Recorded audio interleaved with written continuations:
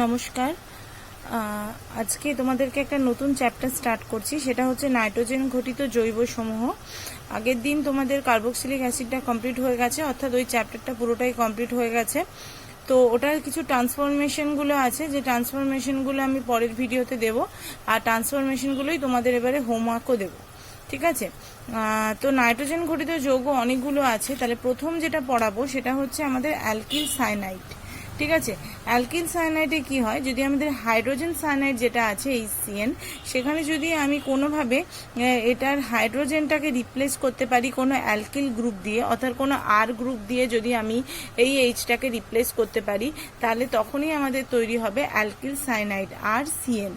এখানে এই যে অ্যালকিল গ্রুপটা আছে সেটা হচ্ছে এই সায়ানাইড গ্রুপের এই কার্বনটার সাথে সরাসরি যুক্ত থাকে, এবং এখানে এই কার্বন এবং নাইট্রোজেন এরা উভয়ই কিন্তু sp হাইব্রিডাইজেশন আছে দুজনেরই, সায়ানাইড সি এবং এন এর। ঠিক আছে, ট্রিপল বন্ড দেখতেই পাচ্ছ। তো এটা যদি নোমেনক্লেচার পড়াই অ্যালকিল সায়ানাইডে, তো নোমেনক্লেচার নর্মালি যদি জেনারেল মেথডে আমরা করি, তো জেনারেল মেথডের ক্ষেত্রে কি হয়, যে অ্যালকিল গ্রুপটা থাকবে সেই অ্যালকিল গ্রুপের নাম, তার সাথে সায়ানাইড যোগ করা হয়। ধরো যদি তো এখানে CH3 থাকতো, CH3CN হতো, তাহলে হতো মিথাইল সায়ানাইড। যদি CH3CH2CN থাকতো, তাহলে হতো ইথাইল সায়ানাইড। অর্থাৎ সায়ানাইড নামটা দেবে, তার সাথে যে আর গ্রুপটা থাকে তার নামটা যোগ করে, এটা হচ্ছে জেনারেল মেথড। আর যদি IUPAC করো, IUPAC তো তোমরা জানো, যেমন কার্বন করো গুণে সেভাবে করো, সেভাবে করবে, লাস্টে যোগ করবে নাইট্রাইল। ঠিক আছে, সায়ানাইড গ্রুপটার জন্য তোমার IUPAC তে যোগ হবে নাইট্রাইল। ঠিক আছে, অর্থাৎ যদি CH3CN হয় তাহলে হবে মিথাইল মিথাইল নয়, তখন এখানে দুটো কার্বন থাকবে, CH3CN, অর্থাৎ CN এর একটা কার্বন আর তোমার CH3 এর একটা কার্বন, দুটো কার্বন, অর্থাৎ তখন হবে ইথেন, দুটো কার্বনে ইথেন নাইট্রাইল। ঠিক আছে, এই কার্বনটাকে কিন্তু তোমরা ধরবে, এই কার্বনটা থেকে 1 নম্বর হবে, এটা যেহেতু ফাংশনাল গ্রুপ, সুতরাং এখান থেকে 1 নম্বর হবে। অর্থাৎ যদি CH3CN থাকে তাহলে হবে ইথেন নাইট্রাইল। এরকম ভাবে নাইট্রাইলটা যুক্ত হয়, যেমন কার্বন সংখ্যা নাও সেভাবে হবে। নেক্সট যেটা পড়াবো সেটা হচ্ছে প্রস্তুতি। তো প্রস্তুতি, অ্যালকিল সায়ানাইডের প্রস্তুতি দেখো, এটা জানো তোমরা, যে কোনো RX অ্যালকিল হ্যালাইড, ঠিক আছে, অ্যালকিল হ্যালাইডের সাথে যদি আমি NaCN বা KCN কে দিয়ে তার অ্যালকোহলীয় সলিউশনে যদি আমি হিট করি, তাহলে অ্যালকিল সায়ানাইড তৈরি হবে। অর্থাৎ RX এর সাথে যদি KCN বা NaCN দিতে পারো in presence of alcohol medium, তাহলে এখানে তৈরি হবে RCN প্লাস KX, অর্থাৎ এটা হচ্ছে যে কীভাবে প্রতিস্থাপিত করে দেবে। তো এখানে এক্সট্রা Cl Br যা ইচ্ছা হতে পারে। দেখো একটা দিয়েছি C2H5I প্লাস KCN, তাহলে হবে C2H5CN প্লাস KI। ঠিক আছে, এইটা হচ্ছে গিয়ে তোমার অ্যালকিল সায়ানাইড, অ্যালকিল হ্যালাইড থেকে। এখানে এটা অ্যারাইল থেকেও করতে পারি, এই আর এর বদলে আরটা হচ্ছে, এখানে আমি যেমন তোমার অ্যালিফেটিক নিয়েছি, এই আরটা আমি তোমার অ্যারাইল গ্রুপও নিতে পারি। ঠিক আছে, তো যদি বেঞ্জিন রিংয়ের উপরে হয় সেখান থেকেও করা যাবে, কিন্তু বেঞ্জিন রিংয়ের উপর হলে কিন্তু এই প্রসেসে করা যাবে না।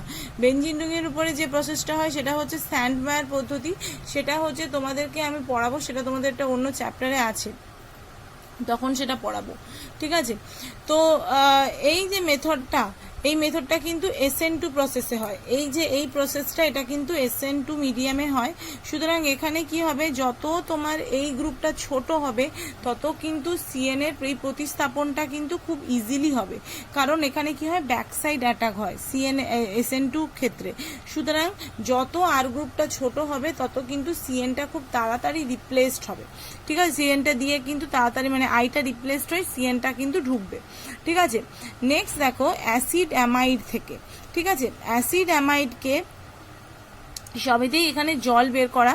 ঠিক আছে, তো জলটা বের করতে গেলে আমাদেরকে যেগুলো দিতে হবে, তো এখানে আমরা যেটা করেছি, তুমি এখানে অ্যাসিড অ্যামাইডের সাথে P2O5 হিট কিন্তু এটাই কাজ করে। P2O5 হিট দিলে কিন্তু জল বেরিয়ে যাবে। অর্থাৎ এখানে দেখো, এই যে CH3CONH2 এর সাথে যদি P2O5 হিট দাও, তাহলে এখান থেকে H2O বেরিয়ে গেল, তৈরি হলো CH3CN প্লাস ওয়াটার। এই সেম রিয়াকশনটা তুমি থায়োনিল ক্লোরাইডের সঙ্গেও করতে পারো। ঠিক আছে, P2O5 হিটের বদলে তুমি যদি SOCl2 হিট দাও, তাহলেও কিন্তু রিয়াকশনটা হবে। ঠিক আছে, এটা হলো অ্যাসিটামাইড নিয়েছিলাম, অ্যাসিটামাইডে হিট করতে আমার তৈরি হলো মিথাইল সায়ানাইড। নেক্সট হচ্ছে from ammonium salt of carboxylic acid. একই রকম সেম অ্যামোনিয়াম সল্ট কি করে তৈরি করা হয়, CH3COOH অর্থাৎ যে কোনো কার্বক্সিলিক অ্যাসিডের সাথে যদি তুমি NH3 বিক্রিয়া করাও তাহলে সেখান থেকে তৈরি হবে CH3COONH4। এই যেটা তৈরি হলো এটা হচ্ছে অ্যামোনিয়াম অ্যাসিটেট। এই যে অ্যামোনিয়াম অ্যাসিটেট, এখানে যদি তুমি P2O5 হিট, একই ওটারও কাজ হচ্ছে একই জল বের করা। তো এখানেও যদি P2O5 হিট দিয়ে তুমি দাও, পাতন করো, তাহলেও আমি CH3CN পাবো প্লাস ওয়াটার পাবো। ঠিক আছে, তো সবেতেই কাজ হচ্ছে নিরুদন করা, জল বের করা। নেক্সট হচ্ছে ডিহাইড্রেশন অফ অ্যালডোঅক্সিন। তো এখানেও সেম অ্যালডোঅক্সিন ডিহাইড্রেশন, বুঝতেই পারছো ডিহাইড্রেশন আমি করতে পারি P2O5 দিয়ে, বা করতে পারি তুমি কোনো রকম অ্যাসিটিক অ্যানহাইড্রাইড দিতে পারো, যেটা ইচ্ছে দিতে পারো। তো এখানে নিয়েছি অ্যালডোঅক্সিন নিয়েছি এখানে। তো অ্যালডোঅক্সিমের সাথে এটা হচ্ছে অক্সিম গ্রুপ। অক্সিম কিন্তু তোমরা পড়ে এসছো, এই এতেই ছিল কি বলে অ্যালডিহাইডে পড়িয়েছি কিন্তু। ঠিক আছে, অক্সিম তৈরি করা শিখিয়েছি।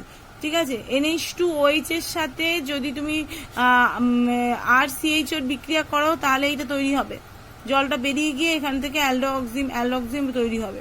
তো এই অ্যালডোঅক্সিমের সাথে যদি P2O5 বা তুমি কোনো অ্যাসিটিক অ্যানহাইড্রাইড দিয়ে হিট করো, এখান থেকে জল বেরিয়ে যাবে আর তৈরি হবে CN প্লাস ওয়াটার। ঠিক আছে, হলো। নেক্সট হচ্ছে ফ্রম দ্য কার্বক্সিলিক অ্যাসিড। ঠিক আছে, কার্বক্সিলিক অ্যাসিডের সাথে এই এক্ষুনি করে এলাম, যেটা করিয়েছিলাম কার্বক্সিলিক অ্যাসিডের সাথে প্রথমে NH3 বিক্রিয়া করাবে, তাকে দিলে আমার তৈরি হবে অ্যামোনিয়াম অ্যাসিটেট। এই অ্যামোনিয়াম অ্যাসিটেটের সাথে আবার P2O5 হিট P2O5 দিতে পারো বা Al2O3 দিতে পারো, একই কাজ, সবগুলোই নিরুদন করাই কাজ। তো Al2O3 দিয়ে হিট করলেও পাবো, P2O5 দিয়ে হিট করলেও পাবো, বা তুমি অ্যাসিটিক অ্যানহাইড্রাইড দিয়ে হিট করলেও পাবো, সবেতেই নিরুদন করবে এবং এখান থেকে ওয়াটার বেরিয়ে গিয়ে আমি এখানে RCN তৈরি করতে পারবো। ঠিক আছে, নেক্সট খুব ইম্পর্টেন্ট একটা রিয়াকশন, সেটা হচ্ছে গ্রিগনার্ড রিয়াকশন। গ্রিগনার্ড বিকারকের সাথে আমাদের এখানে রিয়াকশন করাবো সায়ানোজেন ক্লোরাইড ClCN। ঠিক আছে, সায়ানোজেন ক্লোরাইডের বিক্রিয়ায় আমাদের অ্যালকিল সায়ানাইড তৈরি হয়। নর্মালি টার্সিয়ারি অ্যালকিল সায়ানাইড যেগুলো তৈরি করা হয়, অর্থাৎ এই আর গ্রুপটা যেখানে টার্সিয়ারি হয়, এই টার্সিয়ারি অ্যালকিল সায়ানাইড তৈরি করার জন্য এই বিক্রিয়াটা কিন্তু খুব ইম্পর্টেন্ট একটা রিয়াকশন। তো এখানে কি দেখো, এখানে কি করেছি, RMgCl নিয়েছি প্লাস ClCN। এখানে যদি টার্সিয়ারি তৈরি করো, এই আরটার বদলে তুমি কোনো টার্সিয়ারি গ্রুপ নিয়ে নিলে, অর্থাৎ CH3(3) নিয়ে নিলে, তার সাথে MgCl নিলে, দিয়ে যেখানে ClCN শুষ্ক ইথার দিয়ে করলে RCN প্লাস MgCl2 তৈরি হবে। নর্মালি টার্সিয়ারি অ্যালকিল সায়ানাইড তৈরি করার জন্য এটা বেশি তৈরি করা হয়, নাহলে বাকি অন্যান্য অনেক ভালো রিয়াকশন আছে। নেক্সট লাস্ট, সেটা হচ্ছে যে ডিহাইড্রোজিনেশন অফ প্রাইমারি অ্যামিন।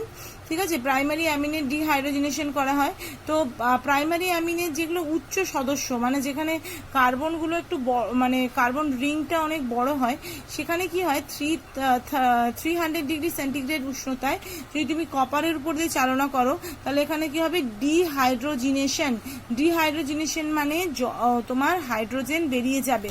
তো এখানে দেখো হাইড্রোজেনই বেরিয়ে গেছে, হাইড্রোজেন বেরিয়ে এখান থেকে তৈরি হয়েছে RCN।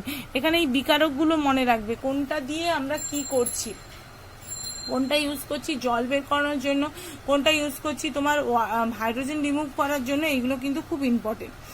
এটা হয়ে গেল, এটা পুরোটা হয়ে গেল গিয়ে আমাদের তোমার হচ্ছে প্রিপারেশন অফ অ্যালকিল সায়ানাইড। এবার যেটা পড়াবো সেটা হচ্ছে ভৌত ধর্ম। ঠিক আছে, physical property of alkyl cyanide, খুব ছোট একটা জিনিস। দেখো এখানে নর্মালি যেটা হয় সেটা যদি স্টেট ভাবো, তাহলে এই অ্যালকিল সায়ানাইডের যেগুলো নিম্ন সদস্য, অর্থাৎ যেখানে আর গ্রুপগুলো ছোট হয়, সেখানে এরা হচ্ছে সব বর্ণহীন তরল। ঠিক আছে, বর্ণহীন তরল। কিন্তু যেগুলো একটু উচ্চ সদস্য, সেখানে কিন্তু এগুলো হবে তোমার কেলাসাকার কঠিন পদার্থ।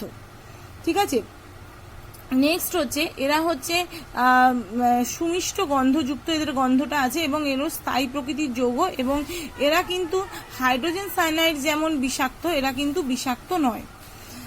নেক্সট হচ্ছে এদের যদি তুমি দেখো দ্রাব্যতা দেখো, তো দ্রাব্যতার ক্ষেত্রে দেখো এরা কিভাবে, এখানে যেহেতু নাইট্রোজেন আছে, নাইট্রোজেন হচ্ছে তোমার ইলেকট্রোনেগেটিভ একটা কম্পাউন্ড, সুতরাং এ কি করবে, এই হাইড্রোজেনের সাথে যুক্ত হয়ে হাইড্রোজেন বন্ড তৈরি করবে।